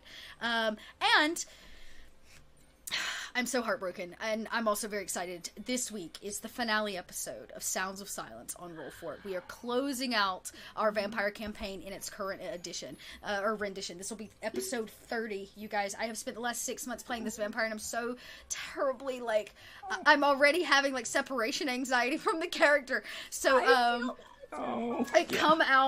come support. We're hoping for a second season, but we have announced that we will not be doing another vampire right after this. We're going to be playing the Game of Thrones RPG, so we are launching a Game of Thrones game to follow up on that. So every Saturday you can now check me out. My character has not been announced yet, so I can't say anything, but I can tell you I'm playing in it. Character announcements go out next week, and you guys, my cosplay, it's gonna be great. It's gonna be great. So I'm very, very excited. Lots of new things kind of coming down the pipeline. And as a reminder, as we close out this month, my life gets a little crazy in May. So know that I'm not going anywhere. I'm just like moving, and then D&D in LA, and then MogaCon, and it's like weekend after weekend. So it's gonna get a little crazy, but I'll keep some updates on Twitter, which is always the best way to find me and my schedule. I want to thank everybody for being here tonight. Thanks for being witchy. And I'm very much looking forward to next week when all of you come back together. Let's see what Elizabeth has to say. Until then, be nice or be a toad. Oh, hang around. We're going to raid. Go ahead and let's do this. Who were we raiding? Oh, yeah, I was going to raid Unmade Gaming. Yes. Unmade. Bye, gang. Say bye, everybody. Bye. Bye, everybody. We're raiding Unmade Gaming. Go share the tabletop love and drop some dots in their lap. Okay, bye. Except 3, 2, we're raiding. Now we're raiding. rating now. There we go. All right, and we are